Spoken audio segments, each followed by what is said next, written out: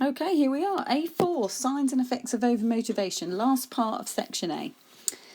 So overmotivation, what is it? It occurs when an individual has unrealistically high goals and works towards them in a way that could cause damage. That is the definition of overmotivation.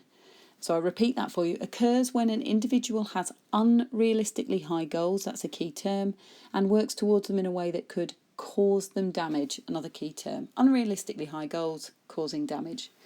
So it's caused by wanting to do something so much that you become obsessed by it. And it's caused, as I've mentioned 3 times, I think already, unrealistic targets. So signs that somebody is overmotivated. Overtraining is a sign of overmotivation. So they're training 7 days a week with no rest or recovery. That's what R&R stands for. No rest or no recovery. They're starting to organise their life around exercising. They're prioritising exercising over home, work, social aspects of their life. That is the be-all and end-all of their day. Because of this organisation, this prioritising of exercise, they'll find a deterioration in their relationships with family and friends and social withdrawal.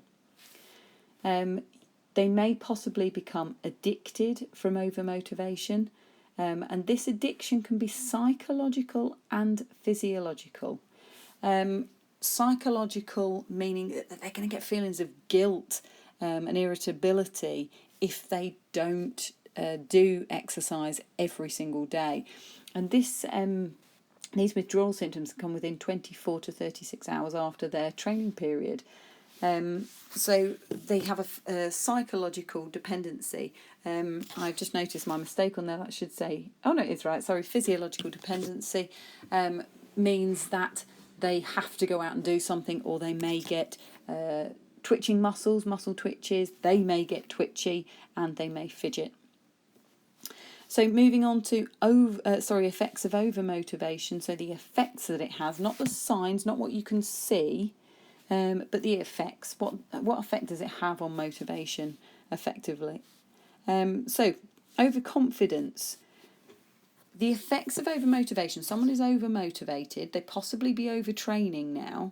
They're now overconfident. Why are they overconfident? They're overconfident because they're training so hard, and they're thinking, if I train really, really hard, if I train every day, if I train twice a day sometimes, then I'm going to be amazing. Their levels of hard work and effort feel that they warrant an improvement, a physiological improvement, but that doesn't happen. That's the thing. So they're working hard. They feel like they should achieve this. They feel that they are achieving really high, but it's not the case. And it's not the case because they have not rested and they have not recuperated. They have not recovered. Physiologically, you can't recover without breaks.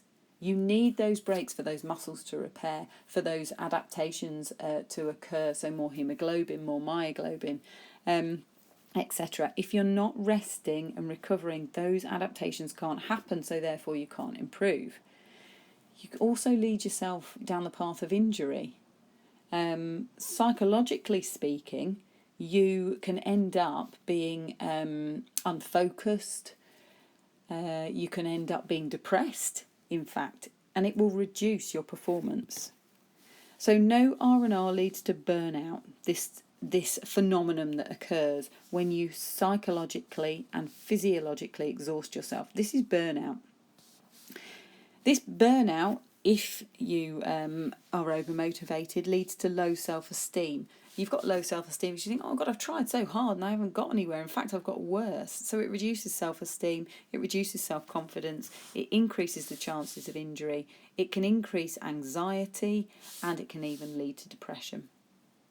Now if you just move on, do the questions, and you are done. You are almost done. You've done section A4, so it's the last section of section A on overmotivation. So let's check your understanding. Do your questions, please, and then listen back for the answers. So question number 1, explain what is meant by overmotivation. So really, you should have copied down the key term there on page 110. So overmotivation occurs when an individual has unrealistically high goals, key term, and works towards them in a way that could cause damage, causing damage, key term. Question 2, identify 2 signs of overmotivation. So there are quite a few signs that you could have put down. You could have had overtraining is a sign of overmotivation, no rest or recovery, addiction, where you'll get withdrawal symptoms within 24 to 36 hours.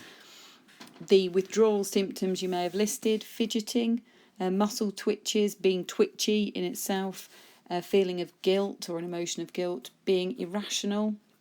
You could have said that people start to organise their life around exercise, so home and work are secondary factors, social withdrawal, and feelings of anxiety. Not sure whether I've said that already. And so question 3, explain the relationship between overmotivation and burnout. So to explain a relationship, you need to state what overmotivation is again and what burnout is. So overmotivation, you should have repeated yourself.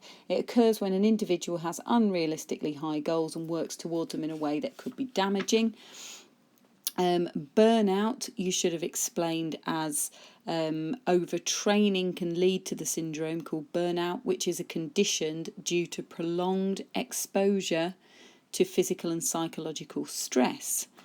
The question then says explain the relationship between the two. So you would therefore be saying that because overmotivation leads to overtraining, it therefore leads to burnout. And you have described what burnout is. You would then go on to say perhaps it's emotional exhaustion.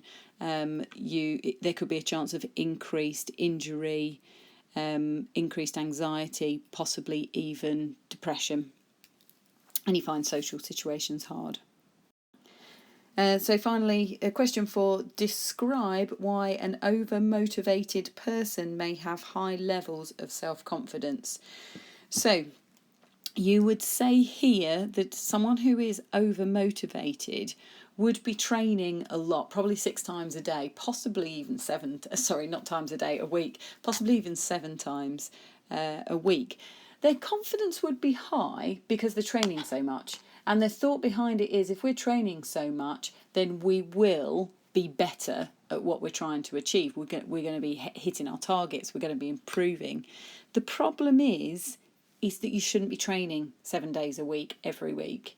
If you're training hard 7 days a week, every week, you're not leaving any time for rest and recovery. And that's physiological and psychological. So you should acknowledge that. It's physical exhaustion, psychological exhaustion.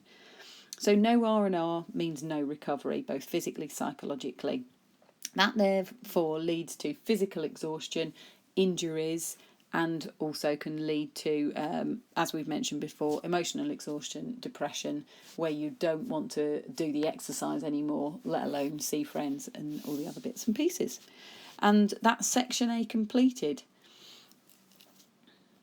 What I would suggest you do now is check your understanding without writing them down. Just go over the questions again through the textbook to see if you know the answers. If you don't know the answers, go through your notes again, maybe write some more notes up, redo the questions written. If you're confident on those, I'd then look up some questions on the BTEC website, go and download some exam papers and some mark schemes, and I would do those questions, try and answer them, and then check them